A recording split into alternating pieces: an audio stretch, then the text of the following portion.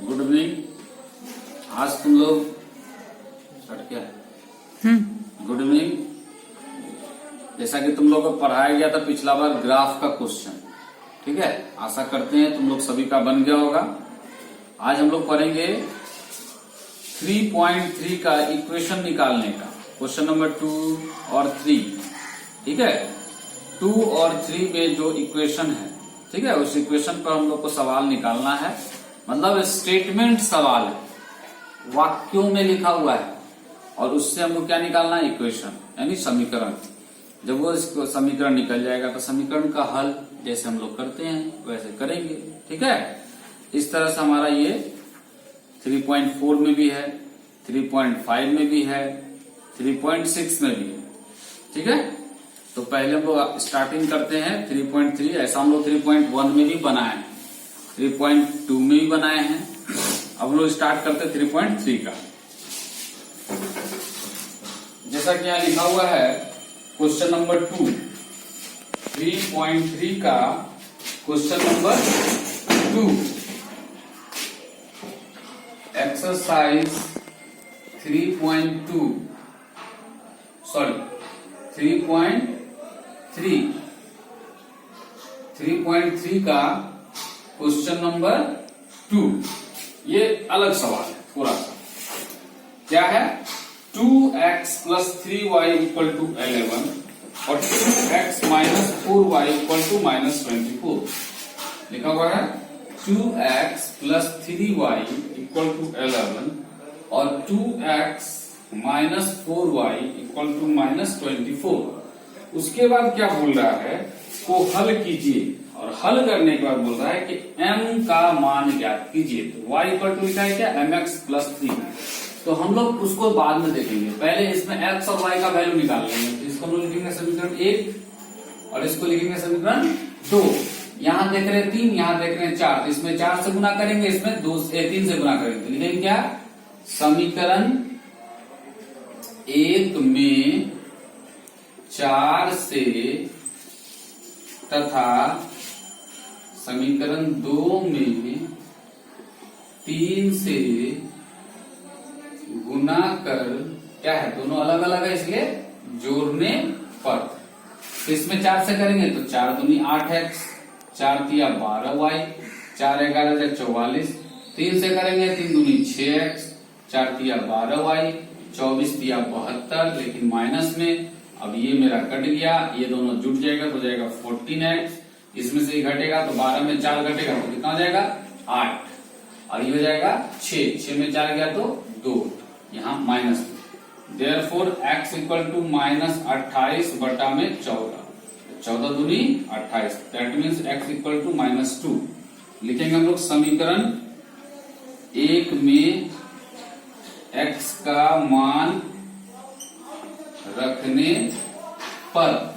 तो समीकरण 1 है 2x + 3y = 11।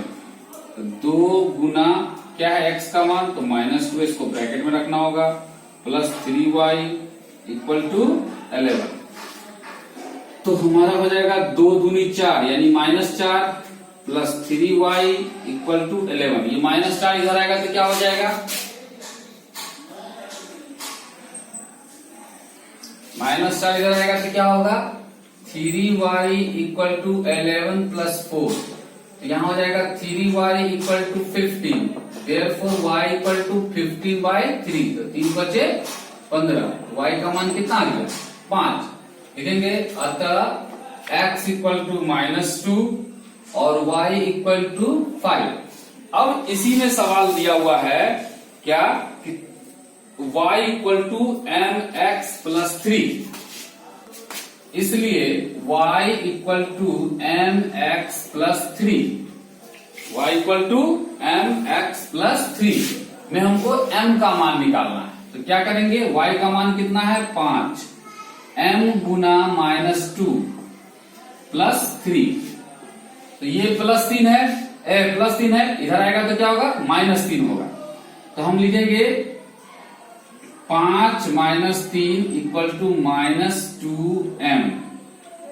इसमें घट जाएगा, हो जाएगा 2 = -2m अब हम लोग इसको इधर कर लेंगे, इसको इधर कर लेंगे, तो क्या हो जाएगा -2m equal to 2, therefore m equal to 2 बटा में -2 कट गया, तो क्या आया लिखेंगे, इसलिए m इक्वल टू -1 आंसर है ना। इस तरह से हमारा आंसर क्या आया, m इक्वल टू -1।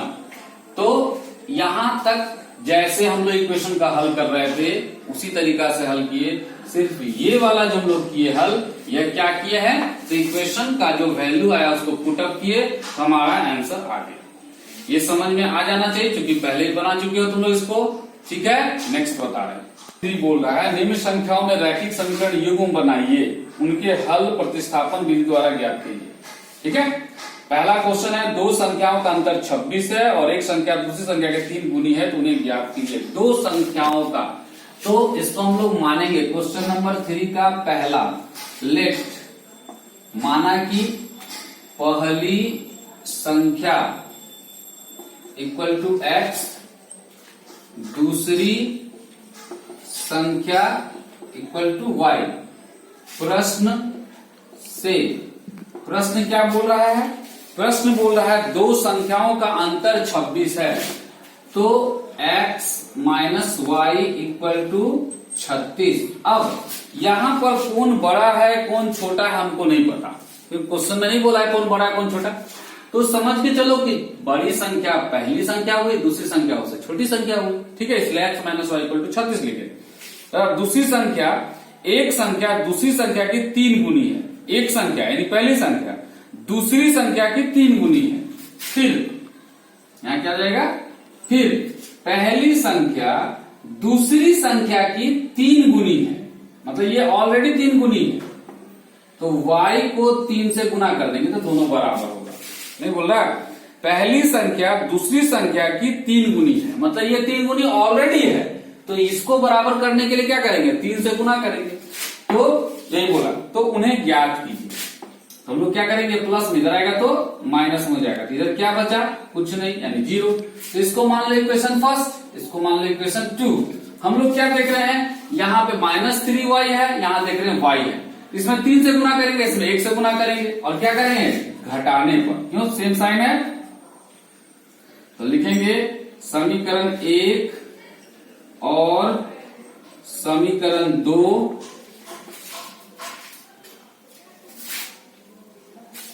लिखेंगे। समीकरण 1 में 3 से गुना कर समीकरण 2 में घटाने पर, तो 3 से गुना करेंगे तो क्या जाएगा, 3x माइनस 3y, 3 6 18, 3 3 9 10, 108, और ये जो का तो उतर जाएगा, तो जाएगा x minus 3y equal to 0। तो ये हो जाएगा प्लस है तो माइनस, माइनस है तो प्लस, और यहाँ पे माइनस हो जाएगा, तो ये मेरा कट गया। अब ये 3x में से हट जाएगा तो क्या जाएगा, 2x equal to 108, therefore x equal to क्या जाएगा, 108 बटा में 2, कितना हो जाएगा, 54। अब यहां पर लोग क्या लिखेंगे, समीकरण 1 में x का मान रखने पर, तो समीकरण 1 हमारा ये है x minus y equal to 36, तो x का मान कितना आया, 54, x इक्वल टू कितना आया, 54। हम यहाँ क्या लिखेंगे, 54 minus y equal to 36, plus 54 है, इधर आएगा तो माइनस हो जाएगा, इधर बचा minus y equal to 36 minus 54, तो क्या हो जाएगा, minus y equal to minus 18, ये माइनस कट गया, तो वाई इक्वल टू क्या आ गया, 18। अब लिखेंगे अतः पहली संख्या x, ये वाला जो लिखे हैं वही लिखेंगे, पहली संख्या इक्वल टू x का वैल्यू कितना आया, 54। फिर लिखेंगे दूसरी संख्या इक्वल टू y का वैल्यू कितना आया, 18। अब दोनों को हम लोग महिला ब्रैकेट जैसा लिखकर और यहां क्या दे देंगे, आंसर। यहां जो हम लिखे वो यहां से चीटिंग करके देखकर या सीधा को छाप दिए, है ना। अब यहां पर as per rule equal to दिए और इसका जो वैल्यू हमारा यहाँ आया उसको उतार दिए।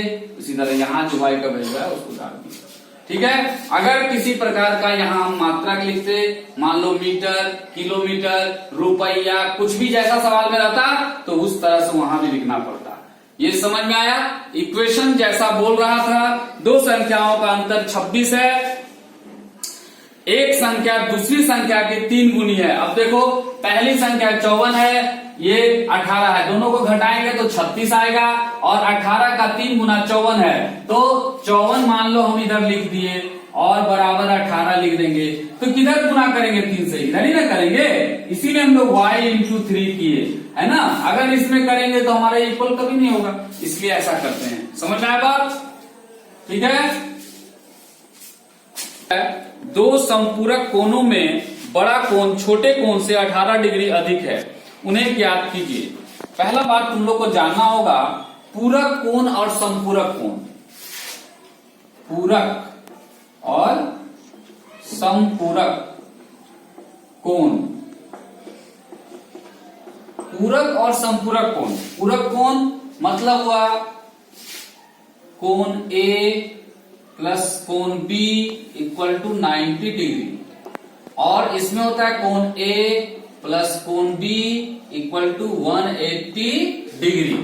अर्थात पूरक कोण का मतलब हुआ कि दो कोणों का योग 90 डिग्री।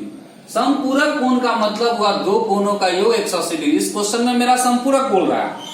तो अगर मान लो हम मानते हैं कि पहला संपूरक कोण A है या X है, तो दूसरा संपूरक कोण क्या होगा, X डिग्री है, दूसरा होगा 180 माइनस X डिग्री, होगा ना।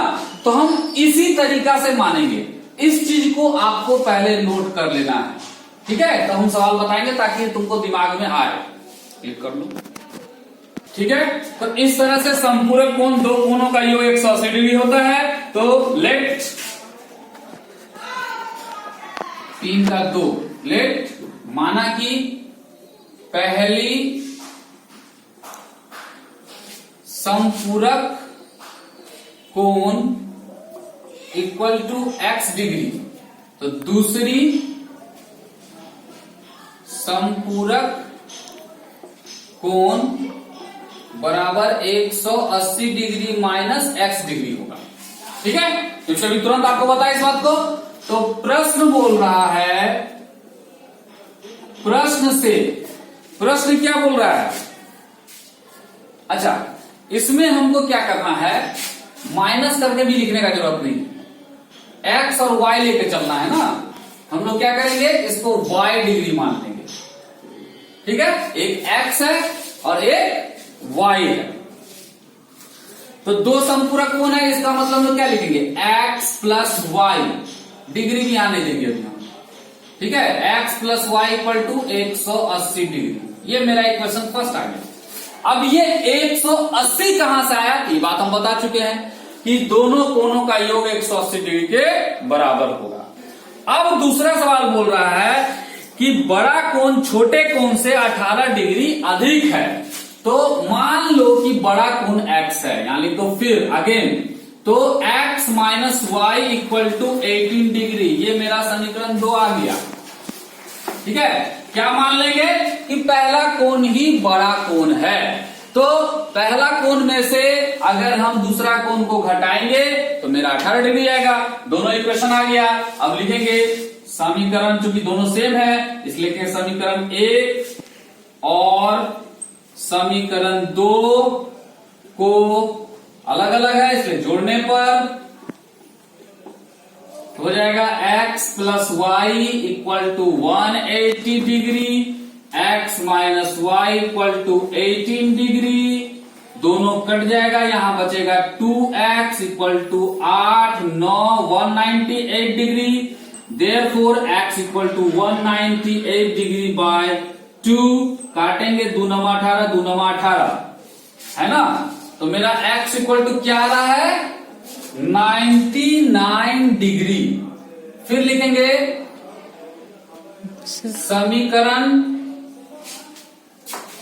तो समीकरण 2 में x का मान रखने पर, तो समीकरण 1 हमारा है x plus y equal to 180 degree, x का मान है 99 degree plus y equal to 180 degree. तो यहां हो जाएगा y equal to 180 degree minus 99। यहां पे तुम लोग को थोड़ा दिक्कत हो रहा था, हम इसको ऐसे कर देते हैं। अब समझ में आ गया होगा सबको कैसे जोड़ा गया है, ठीक है। तो यहां y इक्वल टू हमारा आ रहा है 10 में से 9 गया 1, और ये हो जा रहा है 7, 17 में से 9 गया 8, 81 डिग्री लिखेंगे। अतः पहली समपूरक कोण x इक्वल टू 99 डिग्री। अब लिखेंगे दूसरी संपूरक कोण equal to y equal to 81 degree. अब दोनों हमारा आंसर मिल गया। फिर हम वही लिखे हैं जो यहां लिखा हुआ है, सिर्फ उसका वैल्यू लिख दिए वहां पे। समझ में आया बात? ये जो क्वेश्चन बता रहे हैं, इस क्वेश्चन को आपको 10 बार बनाना है। इक्वेशन निकालने वक्त में हर बार क्वेश्चन पढ़ के हम निकाल रहे हैं, वैसे आपको हर बार क्वेश्चन पढ़ना है।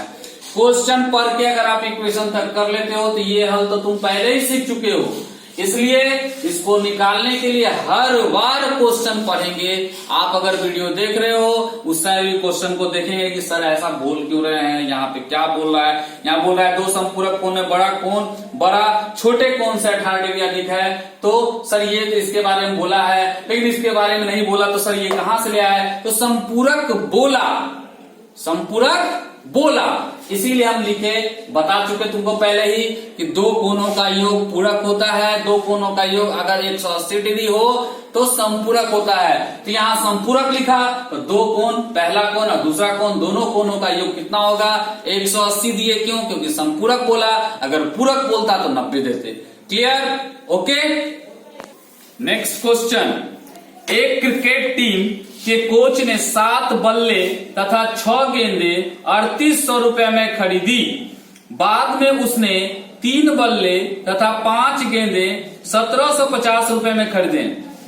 प्रत्येक बल्ले और प्रत्येक गेंद का मूल्य ज्ञात कीजिए। ये सवाल आपको पीछे वाला 3.1 और 3.2 के अनुसार है। अगर हम मान लेते हैं एक बल्ला का दाम x रुपया और एक गेंद का दाम y रुपया, तो हम 7 बल्ले का दाम तो 7x और 6 गेंद का तो 6y, दोनों को जोड़ देंगे 7x plus 6y equal to लिखा हुआ है 3800, तो समीकरण 1 निकलेगा। और उसी तरह से 1750 निकालने के लिए बोल रहा है, फिर अगेन 3 बल्ला यानी 3x प्लस 5 गेंद यानी 5y जोड़ देंगे दोनों को, यानी 3x plus 5y equal to 1750। ये समीकरण 2 हो जाएगा। इसका हल निकालेंगे, x और y का वैल्यू निकलेगा। तो जब लोग मानते हैं पहला एक बल्ले का मूल्य x रुपया और एक गेंद का मूल्य y रुपया लिखकर यहाँ पे लिखेंगे, अतः एक बल्ले का मूल्य बराबर x इक्वल टू जो आंसर आएगा, फिर लिखेंगे एक गेंद का मूल्य बराबर y इक्वल टू लिखकर लिखेंगे जो आंसर आएगा। इस तरह से हमारा बन जाएगा। समझ में आ रहा बात? अगला क्वेश्चन है क्वेश्चन नंबर 4। एक नगर में टैक्सी के भाड़े में एक नियत भाड़े के अतिरिक्त चली गई दूरी पर भाड़ा सम्मिलित किया गया। मतलब एक टैक्सी, जैसे हम लोग आजकल हम लोग के यहाँ भी चला था कुछ दिन, चास में बोकारो में ओला टैक्सी चल रहा था। तो आप टैक्सी वाला को बुलाते तो वो कुछ एक नियमित पैसा, अगर आप मान लो बुलाने के बाद बोलते हैं कि नहीं हम नहीं जाएंगे, तो आपसे कुछ उसका जो है मतलब सीमित पैसा है, 100 रुपया 50 रुपया 80 रुपया जो पहले से तय है कि अगर आएगा और आप गए चाहे नहीं गए इतना पैसा वो लेगा। तो वही बात यहाँ पे भी है, ओला टाइप का ही है कि और उसके प्रत्येक किलोमीटर 6 रुपया 8 रुपया 10 रुपया जैसा टैक्सी है वैसा रेट है। तो इस तरीका से यहाँ पे भी है। एक नगद टैक्सी भाड़े में एक नियत भाड़े के अतिरिक्त चली गई दूरी पर भाड़ा सम्मिलित किया जाता है। 10 किलोमीटर दूरी के लिए भाड़ा 105, 15 किलोमीटर के लिए भाड़ा 155। तो यदि एक व्यक्ति को 25 किलोमीटर यात्रा करना हो तो उसको कितना देना होगा? यदि नियत भाड़ा और प्रति किलोमीटर का भाड़ा दोनों निकालना है तो 3 का 4, चूंकि 3 नंबर सवाल हम आपको डायरेक्ट बोर्ड पे ना बता के कुछ हल टाइप का करके बता दिए, आपका उसका बोर्ड में पहले ही बताया चुके हैं, इस तरह से आप बना सकते हैं। नहीं बनेगा तो फिर बताएंगे, है ना। तो टैक्सी क्या लिखेंगे? लेट टैक्सी की क्या निकालना है? नियत भाड़ा, नियत भाड़ा इक्वल टू x रुपया, ठीक है। और टैक्सी का प्रति किलोमीटर भाड़ा, टैक्सी का प्रति किलोमीटर भाड़ा इक्वल टू y रुपया। अब प्रश्न कह रहा है कि पहला बार वह कितना किलोमीटर जाता है। तो पहला बार वो 10 किलोमीटर जाता तो 105 रुपया देता है। तो x पहला पैसा लग गया उसको, चूंकि टैक्सी आ गया। अब वो जाएगा कितना किलोमीटर? तो 10 किलोमीटर, तो 10y इक्वल टू 105 रुपया। ये मेरा समीकरण 1 हो गया। ये x रुपया उसको नियत है, मतलब देना ही होगा, वो जाए अथवा न जाए, ठीक है। ये जा रहा है 10 किलोमीटर तो 10 रुपया लगा, मान लो 1 रुपया 1 किलोमीटर का है। तो फिर अगेन अब बोल रहा है टैक्सी कितना किलोमीटर जा रहा है? तो 15 किलोमीटर जा रहा है। फिर वही बात, x लगेगा ही लगेगा, और यहां 15y, तो कितना पैसा उसको देना पड़ रहा है? 155 रुपया। ये समीकरण 2। फिर वो हमारे सवाल में एक और जोड़ दिया गया है कि यदि वो 25 किलोमीटर जाता है, कितना जाता है? 25 किलोमीटर, तो क्या होगा? ये निकालना है, समीकरण 3 है ये, ठीक है। यह निकालना है आपको, यही आपको क्लियर करना है निकाल के x और y के बाद। तो लिखेंगे, इस दोनों को हल करेंगे, इसमें 15 से इसमें 10 से गुना करेंगे, लिखेंगे समीकरण 1 में 15 से तथा समीकरण 2 में 10 से, चूंकि दोनों में प्लस है तो घटाने पर, गुना कर घटाने पर, ठीक है। तो 15 से इसमें गुना करेंगे तो क्या आ जाएगा? 15x plus 150y equal to 1575। कितना जाएगा? 1575। अब हम इसको 10 से गुना करेंगे तो हो जाएगा 10x plus 150y equal to 1550। यहां हो जाएगा माइनस माइनस माइनस, ये कट गया, इधर घटेगा तो हो जाएगा 5x, इधर घटेगा तो हो जाएगा 25। देयरफॉर x इक्वल टू 25 बटा में 5, तो 5 पचे 25, तो x इक्वल टू मेरे पास आ गया 5। क्या क्लियर है बात? 10 से गुना करेंगे 1550, 15 से गुना करेंगे 100 से, तो क्या आ जाएगा? 1500, और 50, 15 गुना 5, तो 15 पचे 75 होता है, 1575 हुआ। यहां पे इस तरह से निकाल के हम लोग इसको हल किए तो x इक्वल टू 5 आया। फिर लिखेंगे समीकरण 1 में x का मान रखने पर, तो समीकरण 1 हमारा क्या है भाई? x plus 10y equal to 105। x का मान हो जाएगा 5 प्लस 10y इक्वल टू 105। तो 5 प्लस में इधर आएगा तो माइनस में हो जाएगा, 105 माइनस 5 हो जाएगा 10y equal to 100। Therefore y equal to 100 बटा में 10, एक 0 0 कट गया तो y इक्वल टू आ गया 10। तो लिखेंगे अतः ठीक है। टैक्सी की नियत भाड़ा, टैक्सी की नियत भाड़ा equal to x equal to कितना आया 5 रुपया। फिर लिखेंगे टैक्सी की प्रति किलोमीटर भाड़ा equal to y equal to कितना आया 10 रुपया। एक आंसर मेरा यहां आ गया।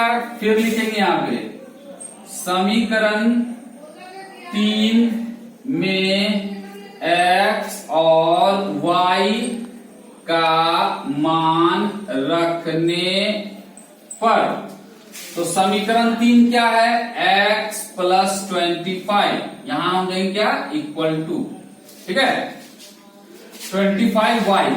तो x का मान है 5 प्लस 25 गुना 10, y का मान 10 है तो 5 प्लस 250, तो क्या हो जाएगा 5 प्लस 5 नहीं, अब सीधा लिखेंगे 255 रुपया। इस तरह से 25 किलोमीटर जाने पे उसको कितना खर्च पड़ेगा 255 रुपया का खर्च पड़ेगा। यहां तक मेरा एक आंसर आया। यहां के बाद उसमें एक क्वेश्चन अलग से जोड़ा है, इसके लिए हम समीकरण 3 बना लिए। अब बोलने का जरूरत नहीं, क्या सीधा समीकरण 3 को बना देंगे तो मेरा क्वेश्चन का आंसर क्लियर हो जाएगा कि 25 किलोमीटर जाने में कितना पैसा लगेगा। क्लियर हो रहा है बात तुम लोग को? यदि किसी भिन्न के अंश और हर दोनों में 2 जोड़ दिया जाए तो 9/11 हो जाता है वह। यदि अंश और हर में 3 जोड़ दिया जाए तो वह 5/6 हो जाएगा, तो वह भिन्न ज्ञात कीजिए। कोई भिन्न, भिन्न का मतलब क्या हुआ? भिन्न का मतलब हुआ अंश बटा हर। तो अंश मान लो ये x है, ये y होगा। इसी तरह से हम लोग क्या करना होगा, लेट क्वेश्चन नंबर हमारा है 3 का 5, लेट माना कि भिन्न का क्या है अंश और हर है, तो भिन्न का अंश इक्वल टू हम लोग मान लेंगे x और हर इक्वल टू क्या हो गया y। यहां लिखेंगे अवशिष्ट, मतलब जो दिया हुआ हमारा भिन्न वह क्या होगा इसके अनुसार x बटा y। अब प्रश्न से चलेगा, जैसा बोलेगा वैसा करेंगे। प्रश्न कर रहा है कि यदि भिन्न के अंश और हर दोनों में 2 जोड़ दिया जाए, मतलब जो भिन्न हमारे पास है पहले से उस दोनों में अंश ये है और हर ये दोनों में 2 जोड़ दिया जाए, है ना, तो वह 9/11 हो जाता है। क्या हो जाता है 9/11 हो जाता है। तो हम इसको बाय क्रॉस करेंगे, इस 11 से इसमें और इसको 9 से, तो गुना कर दिए 11 गुना x प्लस 2 और यहां हो जाएगा 9 गुना y प्लस 2। यहां हो जाएगा 11x प्लस 11 दूनी 22, 9y प्लस 9 दूनी 18, तो 11x माइनस 9y और इधर 18 रहेगा ही, प्लस 22 इधर आएगा तो माइनस 22, तो इधर हो जाएगा 11x minus 9y equal to -4। ये मेरा इक्वेशन फर्स्ट आया।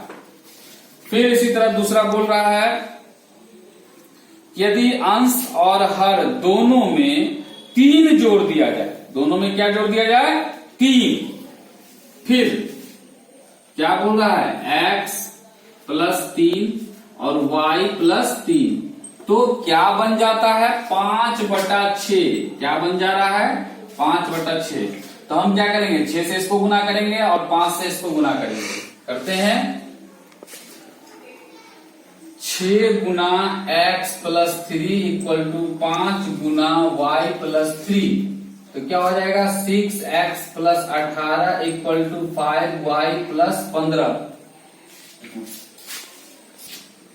6x प्लस 18 है 5y प्लस 15, तो 18 उधर चल जाएगा y इधर चल जाएगा, तो 6x minus 5y equal to 15 minus 18, तो 6x minus 5y equal to -3, समीकरण 2। अब हम क्या देख रहे हैं, यहाँ पे 5y है समीकरण 1 में और यहाँ 9y है, दोनों माइनस में है तो घटाने पे तो होगा ही होगा। इसमें समीकरण 1 में 5 से और समीकरण 2 में 9 से। लिखेंगे समीकरण 1 में 5 से तथा समीकरण 2 में 9 से गुना कर घटाने पर। तो हमारा यहां पे समीकरण 1 है, इसको हम कितना से कर रहे हैं 5 से। 11 पचे 55x, 9 पचे 45y इक्वल टू -20, 4 पचे 20 होगा और इसमें 9 से 9 छक्का 54x माइनस 9 पचे 45y और -27। घटाने पे यहाँ माइनस, यहाँ प्लस, यहाँ माइनस है तो प्लस, ये कट जाएगा और ये हमारा घटेगा तो क्या आएगा x आएगा, है ना। अच्छा इक्वल टू ये घटेगा तो मेरा यहाँ पे 7 आएगा। तो लिखेंगे इसमें कुछ काटने उठने का जरूरत नहीं, x इक्वल टू 7 आ गया। तब लिखेंगे समीकरण 1 में x का मान रखने पर। तो समीकरण 1 हमारे पास 11x minus 9y equal to -4 है। तो यहां पे 11 गुना 7 माइनस 9y इक्वल टू -4, यहां हो जाएगा 77 माइनस 9y इक्वल टू -4। ठीक है, तो ये माइनस प्लस में 77 हो जाएगा तो माइनस हो जाएगा। तो हमारा क्या हो जाएगा -9y इक्वल टू -4 माइनस 77। हमारा क्या हो जाएगा -9y equal to -81। Therefore y equal to -81 by -9, 9 कट गया, 9 9 81। अब हम लोग लिखेंगे अतः लिखेंगे y इक्वल टू 9, है ना। अब लिखेंगे अतः अभीष्ट भिन्न इक्वल टू, ये हमारा एक साथ में चलता है ना, इसको हम थोड़ा छोटा करके लिखेंगे। अतः अभीष्ट भिन्न equal to x by y. x का मान कितना आया तुम्हारा 7 और y का मान कितना आया 9। ये मेरा ठीक है। हंस और हर लिखने का जरूरत नहीं, क्योंकि हमको अंश और हर नहीं बोल रहा है निकालने, क्वेश्चन बोल रहा है भिन्न ज्ञात। तुमको भिन्न निकालना है, भिन्न निकाल देंगे, भिन्न यही निकालना है। भिन्न का आंसर लिखने का जरूरत हमको नहीं है, डायरेक्ट हम ये लिख देंगे आंसर अभिष्ट भिन्न बराबर x बाय वाई। ये समझ में आ रहा होगा तुम लोगों को। जैसे हम बनाना सीखे हैं पहले इक्वेशन को काटने के लिए, वही बन रहा है, बस इक्वेशन निकालना है स्टेटमेंट से। अगर आप स्टेटमेंट से इक्वेशन निकालने के लिए चाहते हैं कि हम सीख लें, तो उसके लिए एक ही तरीका है, जब भी हम ये इक्वेशन पे आए तो सवाल को पढ़ें। नहीं तो हर बार यही रहेगा कि सर ये कहां से आया, सर ये कहां से आया, सर ये कहां से आया, शब्द आपके चेहरा पे, मुंह पर, आंख पे रहेगा। इसलिए इसको क्या करें, पढ़ कर बनाइए। जितने बार आप बनाएंगे उतने बार, आप बार बार तुमको बनाना ही है, 10 बार जितने भी सवाल बता रहे हो उसको बनाना ही है। और साथ में ये ट्रिक कॉपी में पहले सवाल उतरेगा, उसके बाद ये सॉल्यूशन रहेगा। समझ में सबको आ रहा है। रफ कॉपी में 10 बार बनाना है प्रत्येक सवाल को, उसके बाद इसके लेसन के पहले एक्सरसाइज जहां लिखा हो उससे पहले 2-4 उदाहरण रहता है, उसको बनाना है। समझ में आ रहा है बात सबको।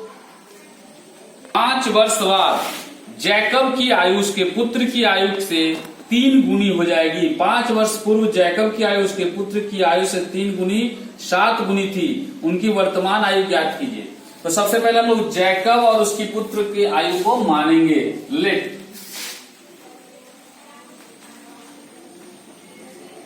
माना कि जैकब की वर्तमान उम्र इक्वल टू x वर्ष। फिर लिखेंगे जैकब के पुत्र की वर्तमान उम्र इक्वल टू y वर्ष। अब प्रश्न बोल रहा है प्रश्न अगर बोलता है बाद, जितना वर्ष बाद बोलेगा उतना जुट जाएगा, पहले उतना वर्ष घट जाएगा। जैसे पहला सवाल में बोल रहा है, क्वेश्चन है 5 वर्ष बाद जैकब की आयु, तो 5 वर्ष बाद यानी x प्लस 5, और उसका पुत्र का आयु भी 5 वर्ष बाद तो बढ़ेगा ही ना। आज अगर पिता का उम्र 5 वर्ष बढ़ता है तो पुत्र का भी उम्र 5 वर्ष बढ़ जाएगा, यही बात लिखा। 5 वर्ष बाद जैकब की आयु उसके पुत्र की आयु की 3 गुनी हो जाएगी। 5 वर्ष बाद पिता जैसा है वो कितना गुना हो जाएगा पुत्र से? 3 गुना। तो पुत्र में अगर हम 3 से गुना करते हैं तो दोनों बराबर हो गया, है ना। तो इसका इक्वेशन निकालेंगे, x plus 5 equal to 3y plus 15, तो हो जाएगा x प्लस 5, तो ये 3y इधर आ जाएगा, तो हो जाएगा क्या माइनस 3y, और इधर 15 है प्लस में, ये प्लस 5 इधर आएगा तो माइनस 5, तो x minus 3y equal to 10, समीकरण 1। फिर क्या बोल रहा है? फिर बोल रहा है कि जैकब की आयु 5 वर्ष पूर्व, अब लोग 5 वर्ष पहले चले जाते हैं, तो x माइनस 5 और पुत्र हो गया 5 वर्ष पहले का xy माइनस 5। जैकब की आयु उसके पुत्र की आयु की 7 गुनी थी। पहले क्या था? उसका पुत्र का अगर 7 से गुना कर देंगे तो उम्र बराबर होगा। हम लोगों को लगता है कि पिता में 7 से भी बताया था इस बात को, जो बड़ा है उसमें हम कर देंगे तो हमारा वो आंसर नहीं आएगा, कभी सॉल्यूशन नहीं होगा, इसलिए ठीक है। तो x माइनस 5 7 बचे 35, ये x यहीं रह जाएगा, माइनस हो जाएगा 7y, और माइनस 5 उधर जाएगा तो हो जाएगा माइनस 35 प्लस 5, तो x minus 7y equal to minus 30, क्योंकि 35 में से 5 जोड़ेंगे तो कितना आएगा? माइनस 30 आएगा। ये समीकरण 2 हो गया। अब हम लोग देखते हैं इक्वेशन हल में, यहाँ 3y है, यहाँ 7y है, तो हम इसमें 7 से गुना करेंगे और इसमें 3 से गुना करेंगे, तो लिखेंगे क्या? समीकरण 1 में 7 से तथा समीकरण 2 में 3 से गुना कर घटाने पर, क्यों घटाने पर? दोनों में साइन 1 है, तो हमारा समीकरण 1 में 7 से हो जाएगा 7x 7 या 21 y इक्वल टू 7 है 70। अब हमारे पास है 3 से गुणा करेंगे तो 3x माइनस 3 7 21 y माइनस 90, घटाने पर है इसलिए दोनों का साइन चेंज हो जाएगा। प्लस था तो माइनस हो गया, और यहाँ माइनस है तो प्लस, यहाँ माइनस है तो प्लस, ये घट के कट गया, और ये घटेगा तो हो जाएगा 4x, और ये दोनों जुड़ जाएगा तो क्या हो जाएगा 90 और 70 160। अब लिखेंगे देयरफॉर x इक्वल टू 160 बटा में 4 कट जाएगा तो हो जाएगा 40, तो x इक्वल टू कितना आ गया 40। लिखेंगे समीकरण 1 में x का मान रखने पर, तो समीकरण 1 हमारे पास है x minus 3y equal to 10, तो x का मान अगर 40 है माइनस 3y इक्वल टू 10, तो ये 40 प्लस में इधर आएगा तो माइनस में हो जाएगा, तो 10 माइनस 40 हो जाएगा minus 3y equal to minus 30, तो घटेगा कोई होगा, therefore y equal to minus 30 बटा में माइनस 3 कट जाएगा तो हो जाएगा 10, y इक्वल टू 10। तो अब लिखेंगे यहाँ पे जो लिखा हुआ है, लिखेंगे अतः जैकब की वर्तमान आयु या उम्र लिख दो equal to x equal to कितना है 40, तो लिखेंगे 40 वर्ष। उसी तरह लिखेंगे जैकब के पुत्र की वर्तमान उम्र, जो यहां लिखा हुआ वही लिख रहे हैं हम, है ना। अगर दिक्कत होगा यहाँ दिखाई नहीं दे रहा होगा बढ़िया से, तो यही वाला उतारना, equal to y equal to 10 वर्ष, 10 आया है 10 वर्ष, और दोनों को ऐसे घेर के लिख देना जैसे हम लोग आंसर लिखते हैं। समझ में आ रहा बात? वहां गिजबिज है तो यहाँ पर साफ लिखा हुआ, यही वाला चीज वहां उतार देना है। ठीक है, समझ में आ रहा बात? ठीक, ठीक है। देखो ऐसा तुम्हारा जो अंकीय प्रश्न न देकर स्टेटमेंट यानी कि कुछ शब्दों में सवाल लिखा हुआ है क्वेश्चन नंबर 3 एक्सरसाइज 3.3 का तुम्हारा 3.2 में भी था पहला दूसरा, पहला में फर्स्ट और सेकेंड, उसी तरह से तुम्हारा 3.1 में 3 सवाल था जो बताए थे हम, ठीक उसी ढंग से 3.3 में भी है। तो हम 3.3 का करीब करीब सब बता दिए, तुम उसको बनाओगे। 3.4 में देखोगे सेम सवाल है क्वेश्चन नंबर 2 का, उसमें ऊपर में लिखा हुआ है समीकरण का युग्म बनाइए और उनका हल ज्ञात कीजिए। ठीक है, लिखा हुआ है कोण विधि से मत देखो, सीधा बनाना है, तुम जो सीखे हो विधि उस विधि से बनाना है। और यहाँ अंश में जोड़ दिया जाए, जो बात जैसे वहां लिखे हैं उस तरह से करना है। उसी ढंग से किराया में पुस्तक देने के लिए लाइब्रेरी का बात दिया है, जैसे हम लोग किराया कार में गए थे। सेट अब लेसन का 3.5 बनाएंगे क्वेश्चन नंबर 3 अब 2 और 3 को भी छोड़ दो, बताएंगे फिर उसको। 4 नंबर सवाल है, एक छात्रावास में उसी तरह से भिन्न है, यश ने एक टेस्ट को, एक राजमार्ग और एक आयत कोशिश करना बनाने का, नहीं बनने से हमको बताना है एसएमएस करके या व्हाट्सएप पे कि कौन सवाल नहीं बना। क्वेश्चन नंबर 2 का 1, 2 और 3 तीनों आपसे बन जाना चाहिए, फिर भी नहीं बनने से हमको क्लिक करना है कि सर ये नहीं बना है। इसके समीकरण, इसका उदाहरण में जो दिया हुआ है थोड़ा सा टफ है, कोशिश करोगे तो बन जाएगा, नहीं बनेगा तो हमको लिख के भेजना है सर नहीं बना। अगले हफ्ता ये लेसन पूरा फुल कंप्लीट रहेगा। आपके तरफ से किसी भी प्रकार का अगर नहीं आता है तो हम मानेंगे कि आपको सारा आ गया और जो बचा होगा हम बता देंगे, लेसन कंप्लीट हो जाएगा। ठीक है, इसलिए अब कुछ सवाल बचा नहीं 3 पॉइंट में। हाँ, तो अगले बार आपका इसमें जो बचा कुछ रहेगा, जो आपके द्वारा पूछा हुआ रहेगा वो बताएंगे। जैसे आकांक्षा पूछी थी सर 3.5 और 3.6 का कुछ बताइए। 3.5 में से तुमको प्रॉब्लम क्या कर रहा है, उसमें लिखा हुआ है निम्न रैखिक समीकरण युग्मों को जिसका एक अद्वितीय हल है, किसका कोई हल नहीं है, किसके अपरिमित रूप है। अद्वितीय हल की स्थिति में उसे वज्रगुण विधि से ज्ञात कीजिए। आपको उस सब विधि को अभी नहीं सीखना है, हम बताएंगे अभी 3.2 में, फिर तब ये समझ में आएगा। लेकिन आपको बनाना है इसको इक्वेशन 1 और इक्वेशन 2 के हल के द्वारा। इक्वेशन हल आप जैसे भी यहाँ बताए उसी तरीका से इसको हल करना है। अगर हल हो गया तो ठीक, नहीं तो छोड़ देना है। ठीक है, क्योंकि कभी कभी क्या होगा x और y दोनों कट जा रहा होगा तो तुमको लग रहा होगा तो बनेगा ही नहीं। ठीक है, तो उसके लिए अभी 3.2 में ही बाकी है। 3.2 में जब बताएंगे तुमको अद्वितीय हल किसको कहते हैं, है ना, तो यह सब हल पे क्लियर हो जाएगा, तब तुम अपने आप इसको भी बना लोगे। ठीक ना, इसलिए अगला जो एपिसोड कह सकते हैं या अगला जो क्लास रहेगा उसमें आप ये देखोगे ब्रेक के बाद। ओके, देखो तुम लोगों को प्रारूप जो दिया गया है उसमें कुछ क्वेश्चन है, मैथ्स में हम याद करने तो नहीं देते हैं। ठीक है, क्वेश्चन नंबर 18 और क्वेश्चन नंबर 17 आप देखोगे। सेट 1 का क्वेश्चन नंबर 17, उसी का क्वेश्चन नंबर 18।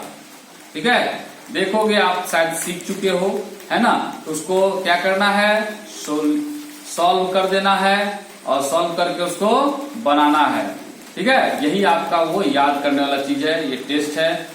ओके, और बाकी सवाल अभी हम लोग धीरे धीरे पढ़ते चले जाएंगे। अभी हम लोग 17 और 18 को क्लियर किए हैं, 17-18 करेंगे। और तुम लोग के रूटीन में संस्कृत नहीं है तो रूटीन के अनुसार संस्कृत को याद करने के लिए आपको जो मिलेगा वो मैथ्स के दिन ही मिलेगा। ठीक है, आज मिल जाएगा याद करने क्या संस्कृत में दिया जाएगा। ठीक है ना, और उसको याद करना है। ओके, और घर में पढ़ना है, ट्रिक कॉपी में उतारना है और उसको जो 4-4 बार बनाने के लिए 10-10 बार जो बनाने के लिए बोला जाता है 4+4+2 वो आपको बनाना है। अगर आप नहीं बनाओगे, घर में जो अभी हम लोगों का संकट का समय चल रहा है कोरोना वायरस के चलते, क्लासेस आप जो मतलब मैनुअल जो आप डायरेक्ट आके करते थे वो अभी नहीं हो रहा है। इस संकट के समय जो घरों में पढ़ाई हो रहा है, अगर आप प्रत्येक दिन में से किसी भी एक दिन अगर मिस करते हो पढ़ाई को, कि आज छोड़ो ना कल पढ़ लेंगे, तो क्या होगा, पढ़ाई आपकी छूट जाएगी। क्योंकि यहाँ से तो डेली वीडियो जा रहा है, फिर सोचोगे बहुत पहाड़ हो गया। इसलिए कोशिश करना है, क्योंकि घर में भी अभी आपके पास काम बहुत सारा होगा, घर की साफ सुथरा करना है, अपने हाथ को 10 बार धोना है, तो इस सब के साथ ही यह भी काम कर लेना। क्यों? इसमें बिजी रखोगे तो घर से बाहर निकलने का मौका नहीं मिलेगा और ज्यादा से ज्यादा तुम्हारा पढ़ाई हो पाएगा। ठीक है, ओके, बाय।